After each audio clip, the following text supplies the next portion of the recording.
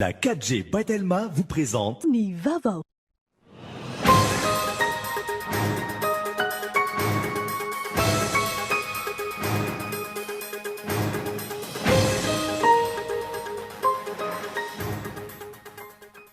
No tanterana teny avolony maraina teo ny fiarabana tratrany taona ho an'ny filoham-pirenena nataon'ireo gouvernoura raiky ambin'ny folo raha ny mpikambana teo anivon'ny seni ary ireo mpikambana amin'ny akademia malagasy. Tokony arahana ny didy navoaka ny HCC ho ny filohan'ny antelomeran-doolona raha nanontaniana momba n'ilay fanapahan-kevitra navoaka izay manome fahefana hanao lalàna ny filohan'ny repoblika.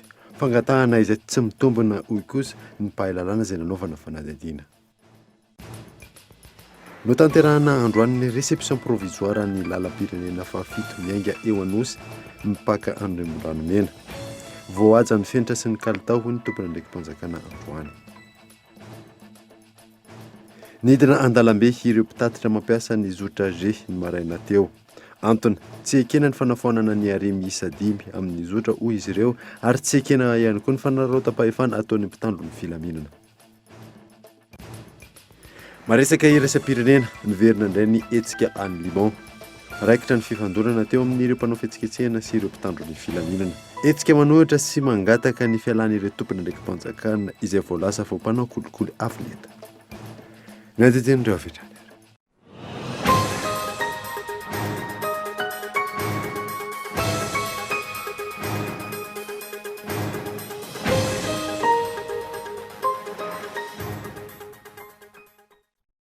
Finaritra tompoko lasy sy tompoko vavy fotoana vaovao eto amin'ny Koltivika minasanao ary anaraka izany hatramin'ny farany. Ialana tsiny tamin'ny fahatarana fa ho atompontsika avy hatrany vaovao. Tanterahana teny avolony maraina teo ny fiarabanina tratran'ny taona ho an'ny filoham-pirenena nataon'ireo gouvernoura raika ambin'ny folo na raha ny mpikambany seni ary ny mpikambana teo anivon'ny akademia malagasy. Fanadinao Rifloreo. Isan'ireo tompon'andraikitra misandrahaka any amin'ny faritra maro manatanteraka ny fampandrosoana indrindra fa nivelirano ny filoham-pirenena ireo gouvernoura miisa 120 izay efa voatendry ankehitriny. Ivoaka tsy hoe raha ny fanazavana ireo gouvernoura amin'ny faritra sasany. Nitondra ny teny fiarabana ombam-pirenentsoa ho an'ny filohan'ny repoblikan'i Madagasikara Rajoelina Andry teny amin'ny lampam-panjakany avoloha ireo gouvernoura miisa 120 ny maraina teo. No amafisy ny filoham-pirenena fa mbola maro ny ezaka ho ataon'ireo gouvernoura ireo entina hampandrosoana miainga avy ny fotony. Zay mahasoan'ny tanora zany mahasoan'ny vahoaka ary izay teneniko ny antsika dia raha mitenitsika ny zavatra tsy vita hatramin'izay ny zavatra tsisy hatramin'izay dia izahantsika atao ao anatin'izao fitondran'izao. Ankehitriny tsika amin'ity taon'ity efa nyteneniko anareo dia ho avy ny engin zay complet izy io ny trax, ny bulle, ny pelle zay ho avy ho zarany eraky ny faritra dia ho hita eo. Ianareo zay tena nahavita azy ohatran'izay nisan'ilay fanampiana zao teny dia angataka aminareo amin'izay zao rehefa tapatapaky ny taona eo hoe monsieur le gouverneur isany aiza moa le nanaovanareo an'ilay financement mba hoentina amin'ilay hoe fampandrosoana any fotony. Iara-iasa aminareo ny ben'ny tanàna, iara-iasa aminareo ny solombavam-bahoaka. Anjaranareo zany mampivory sy mampivondrona anareo ny mametraka ny lahara-pamehana amin'ny asa zay tokony ho atao. Anjaranareo ihany koa satria anao an'ilay PEM zay zao itsika dia anjaranareo no mametraka hoe reto lalany reto tena lahara-pamehana. Taorian'izay tonga ny araba ny filoha tena amin'ny lampam-panjakana ihany koa ireo mpikambana eo anivon'ny seni nitondra ny firerenentsoa ny filoham-pirenena ny filohan'ny seni nandritra izany. Nanararaotra ihany koa ny filoha namaly sy nitondra fanampanazavana mahakasika ny feo miely amin'ny tambazotra maro samihafa mahakasika ny tena sy ny filohan'ny seni. Eto dia tsika ihany mifankahita aminareo rehetra indrindra fa ianao andray matoa filoha misy ny tsao zay nahely ary sarotra ny tsy hamaly azy fa fotoana ngambo zao no hoe tonga matetika taty andapa ianao mifampidinika tamiko mifampikasika tamiko mijery ny fomba anaovana ny zavatra zay tsy mety mikasika an'izany fividianana zany. Tsika olon'Andriamanitra ary tiako lazaina hoe efa nilazaiko ihany hoe mbola tsy nampangalabato sady tsy mahay mangalabato ary mbola tsy nanome toromarika anareo anao an'izany ary tsy manana fahefana hiteny anareo anao an'izany zavatra zany. Ny zavatra voalaza dia tonga matetika taty hony ianao. Ka eto misy mpanao gazety tsara ihany milaza fa hatramin'ny nafoloan'ny repoblika ny tenako zao zasy ny filohan'ny seni vo mifanatrika indray vo mifanaritava indray no mifatongavana zao taona vaovao zao. Ankilany, taorinina ndraisan'ny filoham-pirenena ireo mpikambana avy eo anivon'ny seny, tonga teny an-teorineny koa ireo mpikambana avy eo anivon'ny akademia malagasy momba ny teny, nanatanteraka ny fiarabana sy ny fireren-tsoa ho an'ny filoham-pirenena ho an'ity taona vaovao ity. No amafisiny filoham-pirenena Rajoelina Andry ihany koa natratra izany fa zava-dehibe ny fananantsika ny akademia ary nanome toky ny filoham-pirenena fa ifanometanana hatrany mba hirovana sy entina piroboroboana ny teny malagasy mianga avy any an-tsekoly misandrahaka amin'ny sehatra maro samihafa. Tokony arahana ny didy izay navoaka ny HCC ho ny filohan'ny antenimieran-doholona raha nanontaniana momba ilay fanapa-kevitra navoaka izay nanome fahefana hanao lalàna ny filohan'ny repoblika. Fagatahana izay tsy mitombina ho ny mpahay lalàna izay nanaovana fanadihadiana. Kaitao Andretsilavo. Ny fanapa-kevitra ny HCC na ny fitaranavy momba ny lalam-panorenana ny laharana fahadimy HCC/D3 ny 13 febroary 2024 nanome fahefana hanao lalàna ny filohan'ny repoblikan'i Madagasikara no nitoetra aranisy teto amin'ny firenena. Voalaza amin'ny fanapa-kevitra io fa tokony isy volavolan-dalàna fampiarana apetraka eny amin'ny parlemanta mandritra ny fivoriana ara-potoana faharoan'izy ireo. Hatreto tsy hita io volavolan-dalàna fampiarana io hoy ny filohan'ny antenimieran-doholona izay niverina fandrony teny amin'ny HCC omaly nampatsiaha izany. Fanarana ny didina navoaka ny HCC no anton'izany raha ny fanazavany. Izay koa loatra ndraisan'le olona azy satria misy zatra manelingelana zareo le ndraisan'le filoha na manelingelana tsy manelingelana tsy any akory le resaka. Fa ny resaka dia fanarahana ny didy navoaka ny HCC. Fa raha manomboka ny mpitondra no tsy manaraka an'izany ka maninona le olona tsy manadalàna ireny arabe no misy atao azonareo. Zay ny lazaiko hoe sarotra zany fantatray fa tsy maintsy ho raisiny olona hoe io ndray tsy te handroso ve manao sakana ndray ny sénateur na ny filohan'ny sénat. Ozy aho tsy maninona zakainy zany fa raha ny tena marina kosa tompoko dia ny mamerina an'izay fanjakana tandalàna zay ary mametraka foana hoe samy tokony hiezaka amin'izany dia mampatsiaha an'izany manontany ny HCC hoe aiza ny fanarahana nyty didina avoakanareo ity. Tsy manam-pahefana na foana lalàna ny fitsarana avy momba ny lalam-panorenana. Araka izany raha ny fanazavana tsy mitombina ny fangatahan'ny filohan'ny antenimieran-doholona. Satria ny angatahany amin'izao fotoana izao dia ny hoe fanafoanana tsy anan-kery ireo didy hitsy volana rehetrarehetra. Izany hoe ireo didy izay manan-kery mitovy amin'ny lalàna navoakan'ny filoham-pirenena Andry Rajoelina. Ny lalàna nefa dia mametraka mazava tsara fa manara-maso ny mahara-dalàna mampifanaraka amin'ny lalam-panorenana ny didy hitsy volana sy ny lalàna rehetra no andraikitry ny fitsarana avy momba lalam-panorenana. Izany hoe ny fitsarana avy momba lalam-panorenana dia tsy manam-pahefana hanafoana lalàna anankiray na didy hitsy volana anankiray fa tsy maintsy hoe amin'ny alalana fandaniana lalàna vaovao ataon'ny antenimieram-pirenena sy antenimieran-doholona no ahafahana manafoana lalàna anankiray. Tsy mitombina zany ilay fitoriana apetraky ny filohan'ny antenimieran-doholona. Alohan'ny amoahana anan-kery ireo didy hitsy volana izay noraisin'ny filoham-pirenena angatahana foanafoanana ireo dia nisy ny fitsirihana na fijerena ny mampifanaraka azy ireo amin'ny lalam-panorenana. Izany hoe nandalo teny amin'ny fitsarana avy momba lalam-panorenana ireo didy hitsy volana ireo mialohan'ny namoahana azy anan-kery. Ampolony mahery ireo orinasa malagasy madinika hiatrika ny fionana an-tampon'ny Afrika Frantsa 24 ifantoka amin'ny fampandrosoana maharitra ny tanan-dehibe ny loha hevi-dehibe amin'izy izany. Farandina. Ho tanterahana mandritry ny 3 andro any Bordeaux manomboka ny faha-efatra ny volana Jona ny fionana an-tampon'ny Afrika Frantsa amin'ny taona 24 ity. Raha nantefa kokoa tamin'ny fitantanana sy ny raharaha politika ity fionana ity hatr'izay hiavaka ny loha hevitra amin'ny tindra mitoraka ity. Ny fampandrosoana maharitra ny tanan-dehibe no ikaonandoha. Hodiniana manokana ny olana sedra ny ireo tanàna afrikanina. Mifandraika tanteraka amin'ny fanamby ny Madagasikara, indrindra eo amin'ny sehatry ny fitaterana sy ny fanazariana ny tanàna ity loha hevitra ity. Isy ihany koa ny fifanakalozana momba ny vahaolana industrialy sy fanatanterahana tetikasa andraisan'ny orinasa madinika malagasy ampolony anjara. Par la France et par le président de la République. Dina efa tapaka teny ampiantomboana io lohahevitra io ary heverin'ny Frantsa sy ny filoha frantsay ho zava-dehibe eo amin'ny fanarenana sy ny fanavaozana ny fifandraisana eo amin'ny Frantsa sy ireo firenena afrikanina.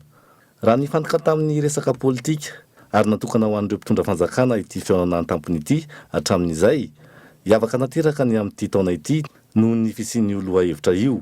Rivo-baovao amin'ity fihaonana ity izany. Ça c'est un aspect de nouveauté. Fandray anjara 5.4 alina no andrasana. Isy ihany koa ny fihaonana eo amin'ny samy filoham-panjakana andinihana ny fahafahana misitraka tolotra, mamelona ny tanàna, miaina tanan-dehibe, mamaty sy mampirafitra tetikasa ary mampifandray ny tanàna. Nitanterahana androany réception provisoire ny lalam-pirenena fafito miainga eo anosy mipaka eny Andranomena. Voahaja ny fenitra sy ny kalitao ho ny tompona ndraiky mpanjakana tamin'ity androany ity io na saina. Taorin'ny fanaraha-maso nataon'ny mission de contrôle ny amin'ny asa fanamboaran-dalana izay nataon'ny orinasa CGC izay manamboatra ny lalam-pirenena fafito miainga eo anosy eo amin'ny PK 2+250 hatreo Mandromena PK 11+44 izay mirefy 6 km no tanterahana androany ny réception provisoire. 13 volana ny fanatanterahana ny asa. Androany zany ny réception provisoire natolotra izy zany ho an'ny mpampiasa amin'izay zany. Dia anjarantsika amin'izay zany zao no mikojakoja anazy. Voakasika amin'izany na ny ministère tompon'andraikitra, na ny agence routière, na ny mission de contrôle, na ny entreprise satria tsaroa fa mbola sous garantie io asa io mandritra ny herintaona. Ary indrindra ny commune voakasika le lalana. Hitantsika tsara angamba fa ny rano ny fahavalo lalana voalohany. Ka raha voatsetsiny reny kanal fanarian-drano reny dia ho simba ny lalana. Nomena fepitaona hatramin'ny zoma izao ihany koa ireo mpivarotra fasika sy vatokely eto Tanjombato mba hialan'izy ireo. Antony, ankoatra ny fanafainganana ny fahapotehan'ny lalana, manery ny arabe ihany koa izy ireo satria eo amin'ny toeram-piantsonan'ny taksibe no toerana hivarotan'izy ireo. Ity zany toerana natao are amin'ny bus fa tsy natao hivarotana fasika dia na hivarotana gravy eo tahaka izao fitaovana tahaka an'izao dia misy fetrany zany tsy maintsy hoe azahoana ireo manala an'ireo fasika ireo dia parmatonga ny faran'ny herinandro ity zany asorona ireo daholo le zavatra ireo. Azahoana zany manadio ny sady mijery ny lalanao satria tokony jerena zany lalanao hoe manahoana amin'ny paoziny eo dia nareo nefa ny eo mbola fitaovana. Dia parmatonga ty faran'ny herinandro ity zany nareo raha voatapy ty faran'ny herinandro ity dia tonga ety zany zay manala anareo. Ankoatra ny fanamboarana ny lalana no hatsaraina ihany koa ireo fivoahan'ny rano sy ny panneau de signalisation sy ny maro hafa. Fanamboarana ny lalana, fanamafisana ny structure efa nisy teo aloha ary fanatsarana ny réseau d'assainissement na canal fanarian-drano. Manampy an'izay ihany koa zany ny resaka signalisation, fanatsarana ny signalisation routière zany ho an'ny mpampiasa lalana sy mpandeha tongotra rehetrarehetra. Anjarantsika rehetrarehetra makasitraka anazy hoe manahoana ny fahitanareo an'le asa vita fa dia androany izy zany zao natolotry ny mission de contrôle sy ny entreprise amin'ny administration. Manodidina ny 7.4 miliara ariary ny teti-bidin'ny asa fanamboarana raha ny fanazavana trany ary ny orinasa CGC no manatanteraka ny asa. Misy kosa ny antoka mandritra ny 12 volana aorian'ity réception provisoire ity izay notanterahana androany. Tokony haritra 8 hatramin'ny 12 taona ny lalana raha voakajy. Ny fikojakojana izay tsy andraikitra ny ministera tompon'andraikitra irery ihany fa manana didy ihany koa ny mpampiasa lalana toy ny tsy fivarotana eny amin'ny trottoir, ny tsy fametrahana fiara amin'ny toerana tsy natokana ho an'izany, eo ihany koa ny tsy fanarianan'ny rano eny amin'ny arabe sy ny maro hafa.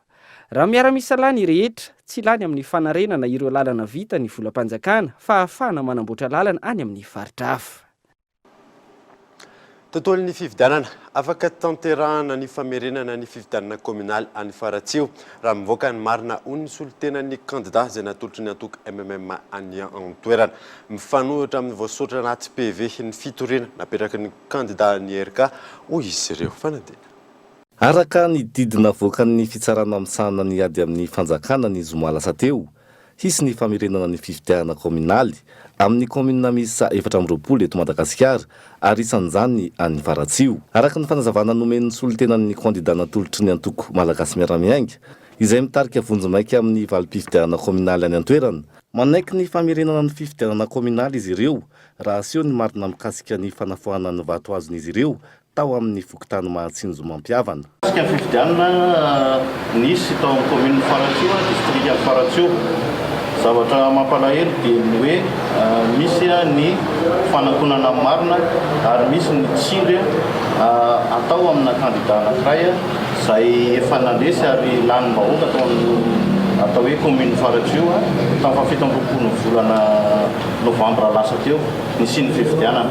Izay tsy teny hoe tsy hanao an'io fifidianana io raha ohatra ka mivoaka amin'ny marina hoe inona ny tena antony hamonoana an'ilay vato tany Mahatsinjo mampiavana. Tsy mazava ary tsy mitombona ny fitorinana napetraky ny kandida laharana faharoa tao Faratsio raha jerenany ao anatin'ny PV raha ny fanazavana trany. Efa nandeha ny fifidianana dia tao anatin'ny atao hoe PV izay nanana ny délégué na solotenan'ireo kandida tsirairay avy tany amin'ny bureau de vote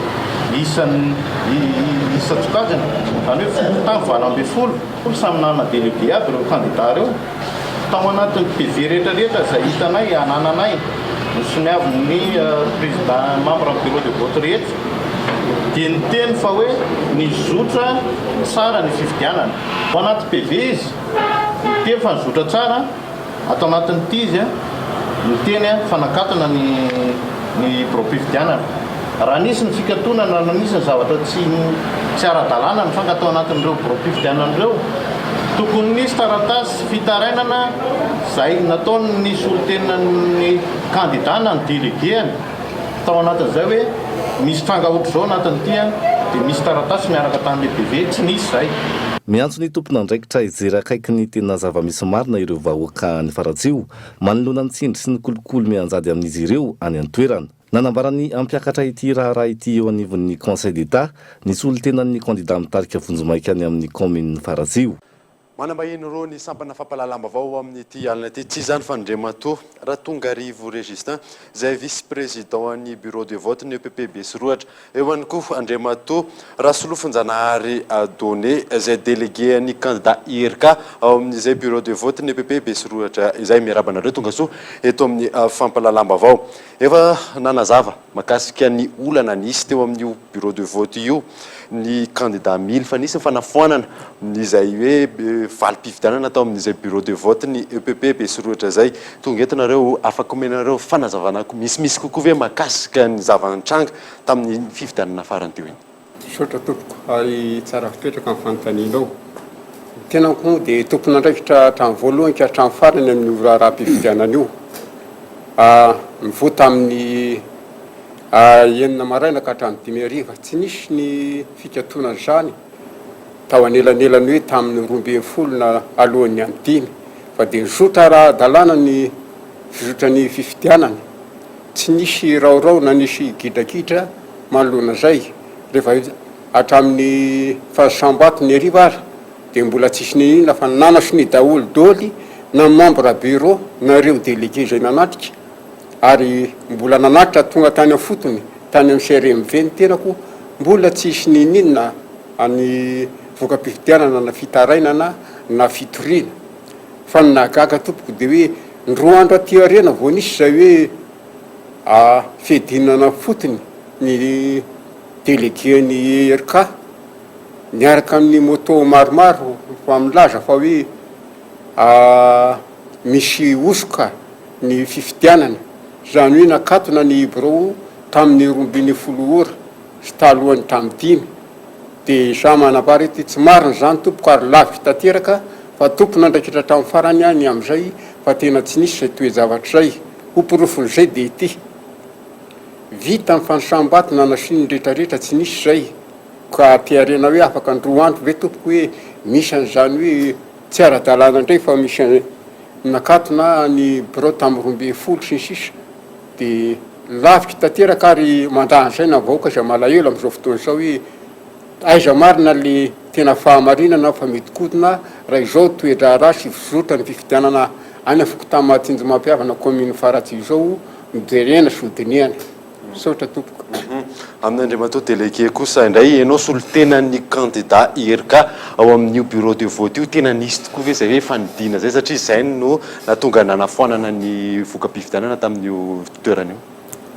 Eny tompoko saotra rao na amin'ny fitenenana io moa zany de tsorinary tsy atao hoe tsy ampy ny tenin'ny zoko iray amareny teo fa tena ampy tokoa zany ary zava-misy zany fa de farahadevenany toy izay ko ny anahy zany no lazaiko de ity tsy nisy mihitsy zany rehetrarehetra zany araka ny tatitra zeny ray niakatra any ambaratonga ny nataony tany fa ny zava-misy hita atao de ny fizoran'ny fifidianana hatramin'ny Andohainky hatramin'ny farany zany zay mivoana hatramin'ny enina maraina hatramin'ny 5:00 mifaratra amin'ny fanosambato nefa raha ny fanosambato tao azo atopoko de hoe hatretsika sao de rapitso na raha afaka pitso ka misy ny ohatran'izay hoe manao fitaraina ny tsy manaiky fifidianana ny tsy manaiky fisotra fifidianana fa de eto tsika teny aranantsika rehetra be sy maro manahoana amintsika mazava amintsika daholo ny rehetrarehetra misy mahazo daholo sao de misy manetsika de hoe tsisy an'izany andoarytsika hiara-lamako tena ny lamako ny nataonay tompoko zay zava-nisy hita tao fa io rehetrarehetra voateny io tompoko de zavatra tsy nisy fa zavatra vao nambolena taty aorena zany daty indroa voateny namana zany roa andro ao arena nanaovana ny asa zany ka lavinay tanteraka io tompoko satria no ny atonyko moa zany mahatonga anahy mijoro amin'ny toerana misy anazy zany raha nitiniana seritretany tokony tsy fanaraka ohatra zao zay tsy sanatry ny tambazana na ny tambatambazana ho namana na sitomina keriny vady zao tena anfoko sy amin'ny toetsaiky mihitsy hoetika iaina ho anivon'le fokotany satria somary mba efa manano raikitra kely ao anivon'ny fokotany ka mpiaraka amin'ny fokon'olona tompoko sarotra amitsy zany ny anarina zany zoan'ny olona ny fifidianana tompoko de natao ho an'ny rehetra de zao hoe GB basy ka de sarotra aminah mihitsy zany ny anafoana ny fifidianana io antso zany indrindra fa nitatitra ataon'ireo ovahoaka ireo tonga aty aminah hoe tena ohatran'izao any mahazo anay ohatran'izao ka sarotra tompoko le hoe miaraka amin'ny vahoaka anafoana n'izany zavatra zany ka de zay nijoroako amin'ny marina ohatran'izao tompoko. Mahakasika n'izay fifidianana izay ihany efa namoaka didiny fitsarana teo fa ho averina ny fifidianana misy ao amin'ny bureau de vote io ahoana ny hevitrareo mahakasika izay. Misaotranao ny amin'izay fanontanian'izay ny mahakasika ny fifidianana tsy sanatry hoe mandany fifidianana zay na fokon'olona fa nikaroana hoe alohan'ny fifidianana mba hoe aiza marina le voka-pifidianana zay fanatrehana sy natao amin'ny vahoaka hoe aiza marina ary hoe inona mahatonga le fifidianana hoe iverina zay zany taky ny fokon'olona taky ny tompona andraikitra raha teo ihany koa satria lasa hoe tsinitsinina zany le fifidianana teo aloha raha rosindray fifidianana manaraka kanefa tsy hitany tena votatiny hoe zao ny iverina ny fifidianana io misaotra tompoko. Inona ary ny antsoavo ataonareo ho amin'ny tompona andraikitra mahakasika ny oraraha io? Antsoavo ataoko sy fitarainana ary faningana ny tompona andraikitra isan'ambaratonga indrindra mba ho tonga any amin'ny filoha-tsaina Andry Rajoelina izao fitarainana sy zao fitarainana zao sy ny jery akaiky ny zava-misy mba hampanjakana amin'ny fahamarinana zay misy eto amin'ny tany sy ny firenena ary ijery indrindra amin'ny fahasahiranana vahoaka sy ny voka-pifidianana zay mba efa nikelezan'ny vahoaka aina nefa lasa tsy hitana ho very anjevony fotsiny ka de zay no haningana ny tompona andraikitra isan'ambaratonga na eo anivon'ny fitsarana sy ny fitondrana ambaratonga indrindra indray amandray ny atsaina de Andry Nirina Rajoelina. Ankasitrahana ireo vahiny teto amin'ny sampana fampahalalam-baovao sy nitondra ireo fanazavan'ireo. Saotra tompoko. Zay ny amin'iny fatotosa omaly teny anosy ny lalonana fanaovam-beloma sy famindram-pahefana teo amin'ny filoha tale jeneraly teo alohan'ny groupe Star Francis Ambroise sy ny filoha tale jeneraly vaovao fanadina. Rehefa nitantana ny groupe Star nandritra ny 3 taona ny farana omaly ny feptom-piasan'ny filoha tale jeneraly ny groupe Star Francis Ambroise 3 taona nanomezana fahafampony mpanjifa 3 taona nijerena manokana ireo mpiasa 3 taona nampiakarana ny laza ny brasserie Star teto Madagasikara sy manerana izao tontolo zao. Izay raha fehezina ny jery-todika nataon'ny filoha tale jeneraly teo alohan'ny brasserie Star Madagasikara. Niezaka hatrany aho nandritra ny feptom-piasako ny aino sy namaly ny etaetanareo niaraka tamin'ny ekipa rehetra. Niezaka ho amin'ny tsaratsara kokoa hatrany araka ilay teny filamatra hoe hotratraritsika ny kintana. Maro niezaka natao sy niasa vita fa manaiky fa mbola be ihany koa ny miandry. Eny, mampafantatra anao Andriamatoa Marika izay andimby ahy. Ankoatr'izay, tiako ambara aminareo fa ny fampivelarana ny maha-olona dia ny fijerenany talentany, ny fanomezana laka izany sy ny manao izay ampiroboroboatrany izay talenta izay, adonoina ny fahalemena mba hananany rehetra fatokisa-tena. Tahaka izay ny nitondrako ny ekipako ka nahazombokatra tsara. Ambarako amin'ny teny tokana 3 taona lasa izay nambarako izay ataoko, ary 3 taona ty aoriana nataoko izay nambarako. En un mot, il y a 3 ans, j'ai dit ce que j'allais faire, mais surtout, au bout de 3 ans, j'ai fait ce que j'ai dit. Nampahafantarina tamin'ny fomba ofisialy nandritra ity lanonana fanaovam-beloma ny filoha talay jeneraly ny Brasserie Star ity ihany koa ny mpandiby azy izay vonona anohy ny tsara vitan'ny teo alohany amin'ny alalan'ny fahaiza-manaony sy ireo ekipa ny Brasserie Star Madagasikara. Tonga eto amin'ny fotoana ny dokavarotra isika aorianan'izay ny atatsika mahakasika ny grevin'ireo mpitatitra amin'ny zotra G. Eo ihany koa ny fanesorana ireo mpivarotra eny amoron-dalana sy ny fitaizana ireo mpandeha tongotra. Rehefa avy eo ary.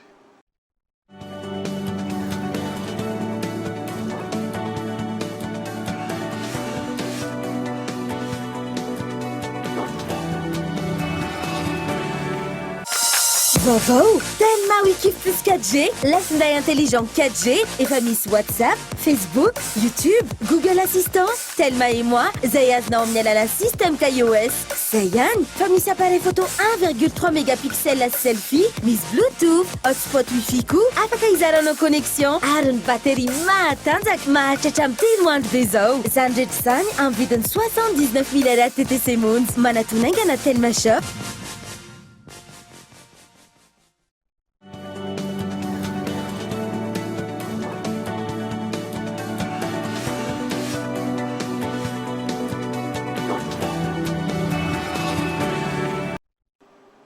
Vereto amin'ny fampalalam-bavao isika. Nidina andalambe ireo mpitatitra mampiasa ny zotra AG ny maraina teo. Antony, tsy ekena ny fanafoanana ny are misy 5 amin'ny zotra hoy izy ireo, ary tsy ekena ihany koa ny fanarota-pahefana ataon'ny mpitandro ny filaminana. Gaetan Andriatsilavo.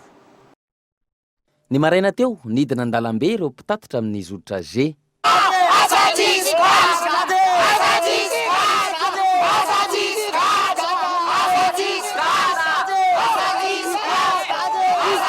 Antony natonga izao fidinana andalambe izao raha ny fanazavana, ny fanafoanana ny are misy 5 miala eo andranona ohatra hatreny an-tany mena kely.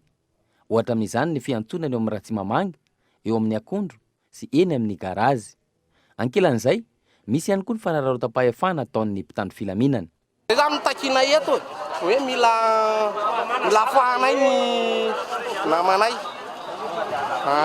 Dia lalanay koa ny arianay koa zany tokony averina amin'ny arianay taloha ihany ny arianay satria foanan'ny polisy eto commissaire eto atosy eto zany amin'ny arianay eny dia tokony averina amin'ny taloha ihany zany ny arianay eto.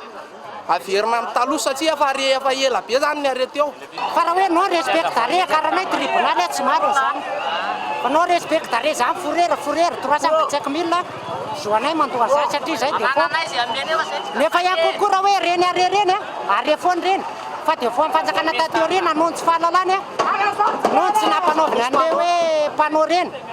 Ny vahoaka nefa tsy anaiky an'izany hoe etsy efa re efa taloha be nefa hoentinao ary tsy aretsineo tsy manaiky an'izany dia fa zay fotsiny izy hoe aza vao amin'ny olona tsiraray tena fipetraky ny lalàna sy ny zavatra teo hatram'izay hoe eto ny are dia apetaka mpanao dare anjaran'ny commune zany dia hoe apetraka ny lalàna nay bandy hoe ohatr'izao ny azo lisany eto tômôbilina telo mahazo milahatra eto tonga ny telo tonga dona ray miala tsy mampanino zany fa zay no gadraina tsy maro zany. Raha ny fanazavana avy amin'ny mpitandro filaminana, fandaminana sy fanatsarana amin'ny fifamoivoizana eto andrenivohitra no natao ary tsy maintsy ampiarina ny lalàna amin'ireo izay mandika izany. Na eo aza nefa izany, efa nisy ny fiaonana eo amin'ny mpitatitra sy ny mpitandro filaminana ary ireo tompona andraikitra voakasika izany hitadiavana vahaolana. Andrasana no mety ho vokatra izany. Hatreto aloha raha ny misy ny fitokonana tahaka izao, samy matiantoka na ny mpandeha na ny tompon'ny fiara na ireo mpamily sy ny mpamily mpanampy. Nirosy tamin'ny fanesorana ireo mpivarotra eny amoron-dalana ny eto Antananarivo renivohitra. Androany ny teny anosy miazo andrefanambonjanahary no natao tamin'ny zany. Nisy ihany koa ny fampianarana sy ny fitaizana ny mpandeha an-tongotra sy ireo mpitondra fiara. Fanadina. teto anoloany anteny merandoolona miazo anandre fanambojana ary no nanomboana ny fanesoranareo mpivarotra amoron-dalana androany. Tsy nijanona hatreo no beazina ihany koa ireo mpandeha an-tongotra ahay manaraka ny lalana natokana ho azy ireo.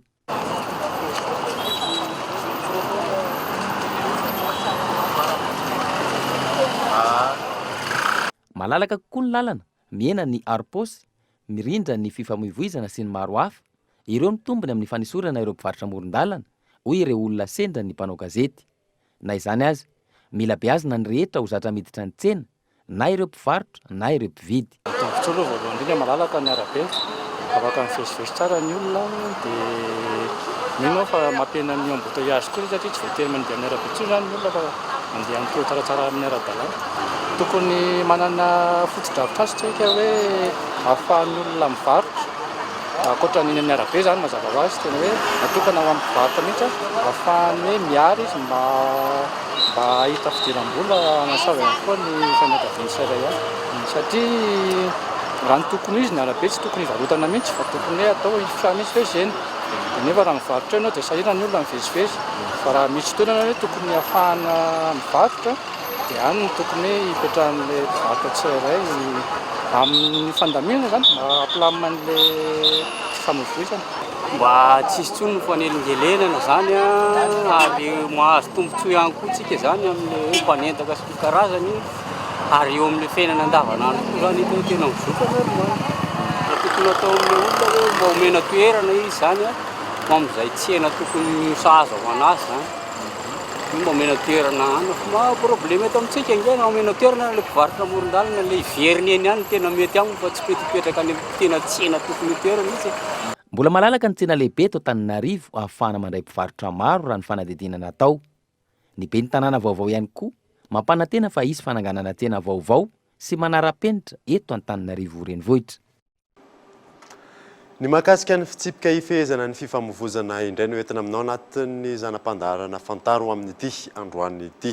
Fatao rariny tsara ho fantatra mahakasika izay ka etao Andriatsilavo.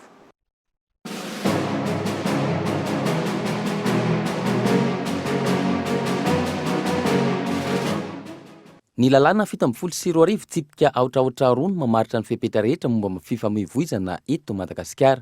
Voalaza amin'ny andinin'ny faharoa amin'ny fitsipika ankapobeny fampiasana ny lalana fa tsy maintsy manaraka ny fitsipika amin'ny feny fifamoivoizana sy manaraka ny toromarika fandaminana izay mampiasa ny lalana rehetra. Voaresaka ao amin'ny andalana faharoa fa tsy maintsy manaraka ny lalana voatondro ahafahana mivezivezy ny rehetra na ny arabe na ny trottoir ho an'ny mpandeha an-tongotra. Araka ny lalana amin'ny feny fifamoivoizana ao amin'ny andinin'ny fahatelo andalana voalohany tsy maintsy manana permis de conduire ireo rehetra mitondra fiara. Andraikitry ny ministeran'ny fitanterana na ny ministeran'ny atitany no miandraikitra ny fanomezana ny faharetany, ny fampiatoana, ny fisintonana mandritra ny fotoana voafetra na ny fisintonana tanteraka ny permis de conduire araka ny andalana faharoa amin'ny andinin'ny fahatelo io. Tsy tokony hitondra fiara na iza, nandray zava-pisotro mahamamo, zava-mahadomelona na ireo karazana fanafody mety hiteraka loza.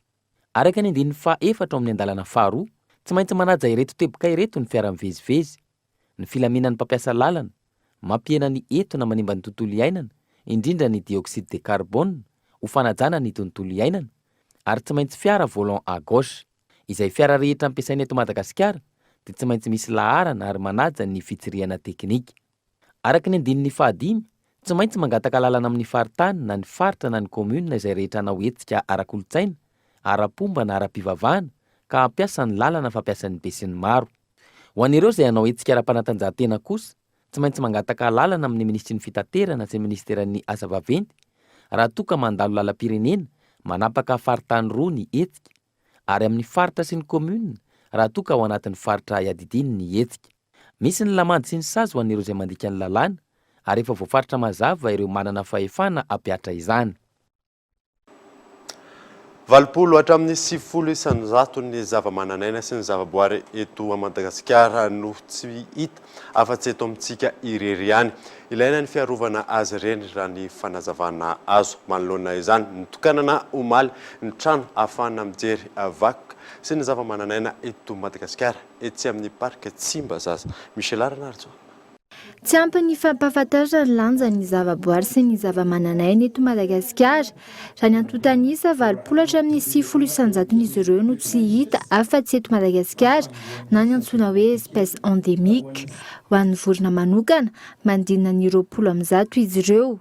Ento mampivoatra ny tontolon'ny fikarohana ara-tsiansa, notokanana omaly tetsy amin'ny parka Tsimbazaza ny trano ahafahana mampiranty ireo vakoka sy ny zavamananaina eto Madagasikara, ny maison d'exposition et d'éducation environnementale. Androany koa amin'ny lafiny fikarohana ara-tsiansa dia nataony fitokanana ny trano eto amin'ny parka ny Tsimbazaza, trano izay ahafahan'ny tsirairay mijery ny vakoka eo ihany fa indrindrindrindra ny zavamananaina eto Madagasikara ary fampianarana amin'ny tsirairay ny fomba fikarakarana an'ireny zavamananaina ireny. Tsara zany mampafantatra ny aretintsika ary tsara ny mampafantatra ny fikarohana momba n'izany zavamananaina izany sy ny entina iarovana an'izy ireny mba iarovana ny harenan'ny Madagasikara. Etsy ankilany tafiditra tanteraka ao anatin'ny fiaraha-miasan'ny Madagasikara sy ny gouvernementa indiana taorian'ny fanokanana ny trano ahafahana mampiranty ireo vakoka sy ny zavamananaina eto amintsika ary ny fampianarana ny tontolo ara-boajanahary. Boky iray hetsy titra 7/30 no natolotry ny gouvernementa indiana. Boky izay aparitaka manerana ireo université eto Madagasikara. Efa miverina amin'ny laon'ny fampianarana eto Madagasikara amin'izao fotoana izao. Andray fepetsa amin'ireo tompona andraikitra miny manakorotana sy manao fitaovana ireo mpianatra ny avy ao anivon'ny ministera. Gaëtan Andriatsiravo. Milamina amin'ny ankapobeny ny olana nisy teo amin'ny ministeran'ny fanabeazam-pirenena sy ny fampianarana teknika ary ny fampiofanana arakasa. Efa miverina amin'ny laon'ny fampianarana eto Madagasikara ary efa mampianatra avokoa androany ireo mpampianatra na eo azy ireo mbola tsy resy lahatra. Amin'ny ankapobeny efa miverina amin'ny ny fampianarana eto Madagasikara. Raha isaky ny établissement misy andro mpampianatra ekena, misy andro mpampianatra mbola salasala. Fa tsy maro anisy izy ireo fa vitsy anisa. Satria efa samy mieritreritra hoe ny tombotsoan'ny zaza malagasy no mpanjintsika sy ny firenena. Ka eto izahay dia mbola manetana trano. Miantso antsika mpampianatra mpanabe rehetra mba samy ieno miferitreretany amin'ny didy masona izay atrehantsika. Ankilany, isy ny fepetra ho raisina amin'ireo tompona andraikitra, nitarika ireo mpianatra anakorotana omaly. Efa miroso ny fanadihadiana momba izany. Manoloana ny zavatra nisy omaly la nisy resaka fanakorotana na fandraisan'ny ministera azy satria mpianatra mihitsy nandeha mivoaka, na voaka moa zany, andeha anakorotana mpianatra mianatra. Manoloana an'izay dia andray fepetra ny ministera ary efa fatapatatra le olona tompona andraikitra amin'ny zavatra ohatran'ireny. Manameloka tanteraka ny fanaovana fitaovana ny mpianatra amin'ny ministera ary mba raha mpanabe no navita an'ireny dia tokony isaina izy fa tsy toe-tsaina mpanabe no mandeha mampiady ny samy mpianatra. Nanamafy hatrany ny ao anivon'ny ministera fa zava-dehibe iankinany ho avin'ny firenena ny fampianarana sy ny fanabeazana ka ilaina ny fiarahamentany tsirairay ahafana manatratra ny tanjona. Ny fanatsarana ny kalitao fampianarana, ny fampiakarana ny tahapahafaham-panadinana, ny ampiditra ireo zaza an-tsekoly ary indrindra ny andresy lahatra ireo ray aman-dreny andefa ny zanany any an-tsekoly. Endrika iray ahafana manatratra izany ny fitohizan'ny fampianarana antsakany sy andavany araky ny fandaharam-pianarana efa napetraka mialoha. Alohan'ny isarana dia averina anao vaovao songadana tamin'ity alina ity.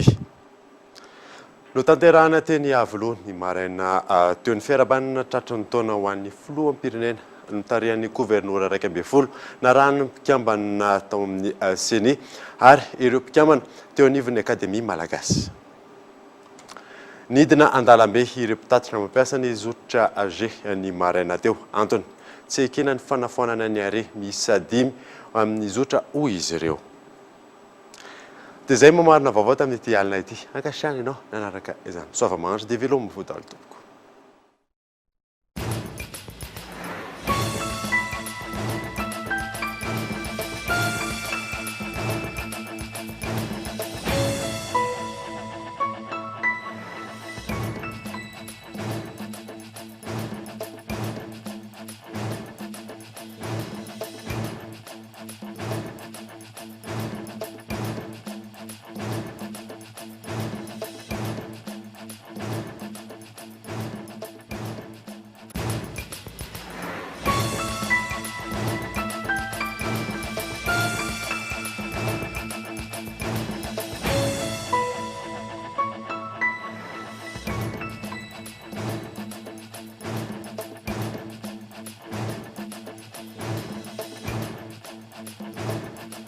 La 4G by Telma vous a présenté Ni Vavao.